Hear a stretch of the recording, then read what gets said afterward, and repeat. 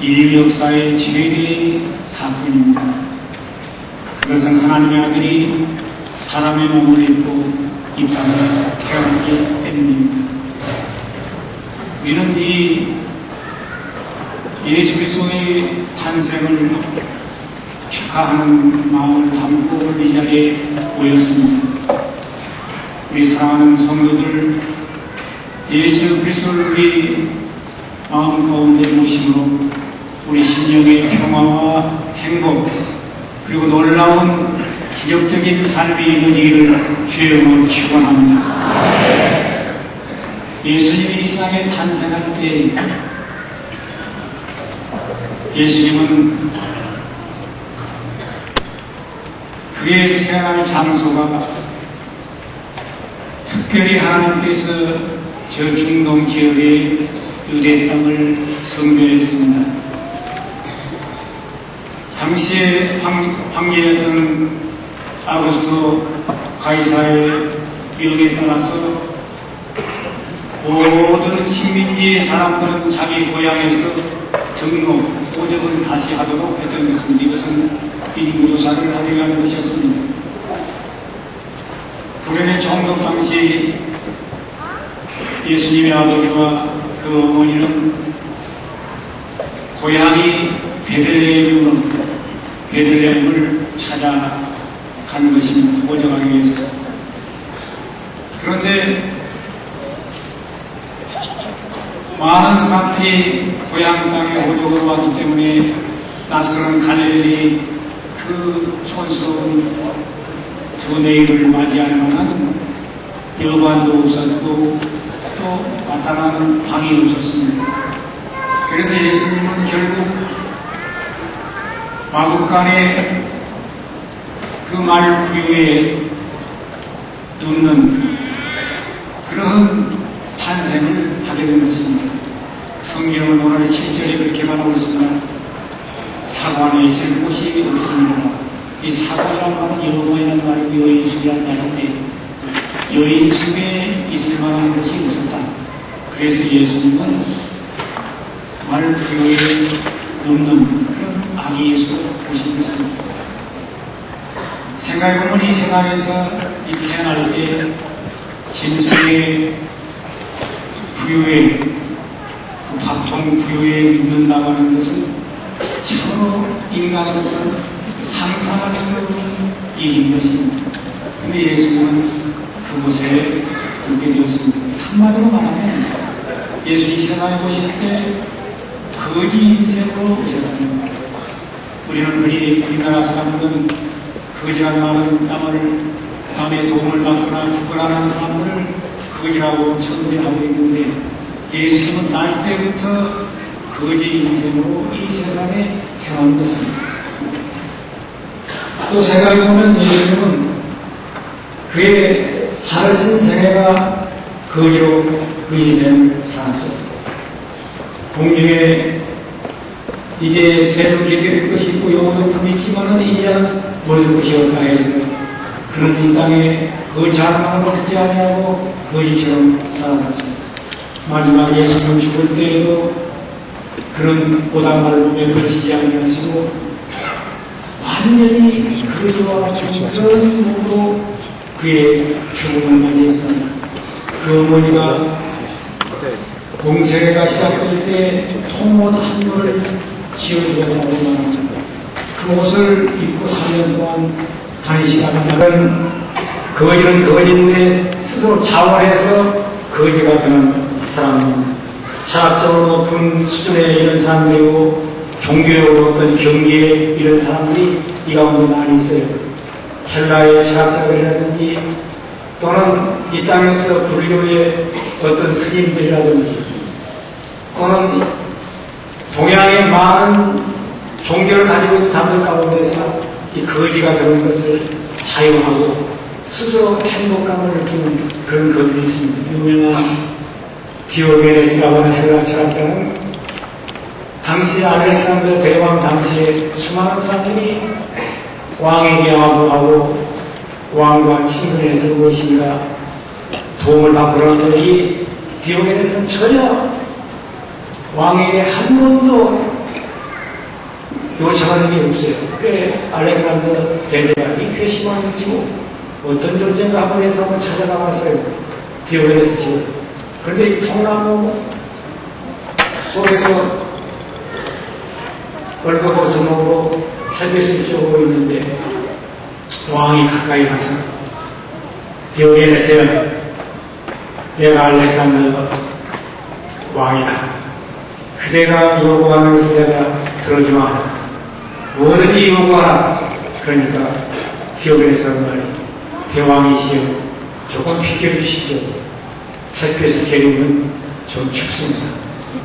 전혀 그런 자기가 아무것도 가지고 있는 것이 없이 구걸하며 살아가는 그런 거짓말, 자기 스스로 자유하면서 왕을 부럽지 않다고 하는 말을 했어요. 그래서 알렉산더가 대제가 떠나면서 그런 말을 했습니다. 내가 왕이 아니었더라면 차라리 디오게네스처럼 될 것을. 어떤 왕도 부럽지 않은 그런 자유하는 인간, 그런 거지들이 이 땅에 있었어요. 이건 특수한 거지인데 아주 소수의 거지였습니다. 그런데 이보다 높은 거지가 있는데 그 거지는 하늘이 파송한 거지입니다. 하늘로부터 소명을 받은 거지인데 이것은 바로 예수 그리스도의 뒤를 따르는 거지입니다. 예수 그리스도의 사도를 닮은 그런 거지들을 소명받은 거지라고 말합니다. 이 거지는 자기를 위한 거지도 아니요, 불행에서 오는 단식하는 거지도 아니요, 철저하게 다른 사람들을 위해서 스스로 거지가 되는 사람입니다. 예수님이 거지로 나시고 거지로 사시고 거지로 죽으신 것은 인류를 살리기 위해서 스스로 거지가 된 거지인데 이 거지를 나눔의 거지라고 말합니다. 예수님은 공생의 기간 동안 거지 인생들을 찾아다녔어요. 자기가 왜 거지가 되느냐? 거지들을 살리기 위해서 거지가 되는데 냉정히 생각하면 거지는 어떤 소수의 가난한 사람들의 거지가 아니고 인류 자체를 거지로 본 것입니다. 왜? 우리는 하나님께 도움을 받지 않고 살 수 없는 사람들이다. 하나님께서 구원시키지 아니하시면 우리는 지옥 가운데 멸망할 사람들이에요. 그래서 예수님이 거지로 둔 것입니다. 여러분들이 거지요. 여러분들이 좋은 아파트, 큰 맨션에 살거나 어떤 풍요를 누리는 그런 사람이라고 생각할지라도 하나님, 우리 주님께서 보실 때는 네가 바로 거지다. 아무것도 가져온 것이 없으며 아무것도 가져가지 못할 그것이 내가 너를 불쌍히 여긴다. 이렇게 말씀하셨습니다. 그래서 예수님이 땅에 오신 것입니다. 이런 거지 인생을 살리기 위해서 오신 예수님은 거지인데 이 거지를 성경 유명한 조지 매튜 폭스라고 하는 영성학자는 이렇게 표현했어요. 자기의 힘에서 참된 영성은 각성, 감성이나 흔한 종교성과는 달리 자기의 실천으로 예수를 담기를 원하는 것을 말한다. 그래서 예수를 닮아서 사는 사람들을 자비의 거지라고 말해요. 자비를 베푸는 거지. 저는 오늘 우리 사랑하는 성도들이 어떤 처지에 있든지 자비의 거지가 되시기를 주님으로 축원합니다. 혹시 성탄절에 5천 교회 나오니까 이 거지더라고요. 그런데 기분 나쁜데 하는 분들이 있는데 기분 나쁜 게 없어요. 굉장히 기분 좋은 얘기입니다. 왜? 높은 수준의 인격은 스스로 자기를 거지 인생으로 인정합니다. 대개 우리는 불쌍한 사람을 동경할 때 대개 동경을 하지 않습니다. 동경심을 가지면 이것은 자비의 거지에 이를 수 없다는 거죠. 이 땅에서 동경받은 사람은 아무도 없습니다. 다만 가난하고 동경한다든지 병들었다고 동경을 대상을 합니다. 왜? 가난해도 하나님의 형상을 지닌 인간이요. 병들었어도 그가 하나님의 형상을 지닌 인간이요. 그러므로 그를 동정의 대상으로 보아서는 안 된다는 것입니다. 이것이 예수 그리스도의 그의 삶 속에 나타나는 영성이었어요. 우리는 불쌍한 사람을 불쌍히 여기는 게 아니고 불쌍한 사람을 통해서 하나님을 만나고 가난한 사람을 통해서 하나님을 만나고 그래서 가난한 사람과 내가 일체감을 이루면서 그들을 동경하는 것이 아니라 그들의 가난이 나의 가난이요 그들의 아픔이 나의 아픔이며 그들의 눈물이 나의 눈물이고 그들의 즐거움이 나의 즐거움이다. 일체감을 가질 때 예수 그리스도의 마음을 품게 됩니다. 두 번째로 이런 자비를 가질 때 세상을 살려내는 살림운동이 일어나기 시작합니다. 자기가 가진 것 가지고 몇 푼 던지면서 거지라고 동경한다는 이런 교만한 마음을 가지고는 세상을 못 살립니다. 동정심이라는 게 교만입니다. 남을 불쌍히 여기는 건 교만이 왜? 나는 너와 다르다. 뭐가 다르니까 똑같은 인간인데 이것이 바로 교만이라는 겁니다. 이 교만한 마음을 가지고는 예수의 뒤를 따를 수가 없어요. 제자가 될 수가 없어요. 완전히 그 교만한 마음을 버리고 함께 그들과 공동체의 공감대를 형성해야 합니다. 그 유명한 의사였던 거짐 선생은 환자를 볼 때 사람을 보지 않고 병을 본다고 했습니다. 왜? 사람을 보면 차별대우가 생겨요. 부자는 잘해주고 싶고 가난한 사람은 적당히 해주고 싶고 또 사회적인 지위가 높으면 잘해주고 이런 생각이 들까 싶으니까 나는 그 사람의 지위를 환자가 올 때 지위를 묻지 않는다. 다만 병이 무엇인가만 본다. 이게 굉장한 수준의 이런 하나님의 모습입니다. 오늘 우리는 예수 그리스도의 그 놀라운 거저 오신 예수님의 그 영성을 담기 위해서 우리는 오늘 하나님의 마음을 품어야 됩니다. 이것이 바로 예수님의 그 자비의 영성은 곧 뭐냐? 하나님의 영성이요. 하나님의 마음이에요. 그래서 우리 속에 하나님의 마음을 품을 때 그런 마음을 갖게 되는데 우리는 예수 그리스도를 따르는 제자요.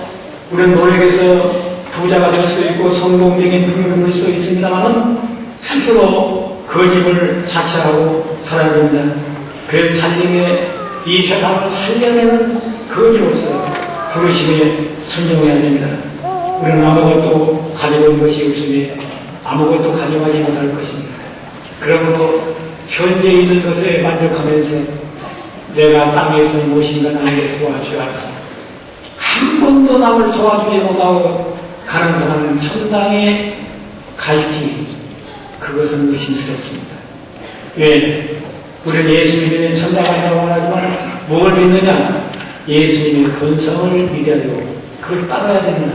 그러니 예수의 본성을 따르지 않은 그 예수를 믿는 것은 거짓입니다. 그건 신앙이 아닙니다. 땅에서 목사가 아무리 예수만 믿으면 천당 간다고 외쳐줘도 그걸로는 천당은 못 갑니다. 예수를 믿었으면 예수의 마음을 품어야 됩니다. 그건 곧 뭐냐? 나는 지금 어떤 형편에 처하든지 나를 필요로 하는 사람들에게 공감대를 이루면서 그들과 일체감을 이루면서 그들에게 무엇인가 도와줄 수 있는 그런 성도가 되시기를 죄고 축원합니다.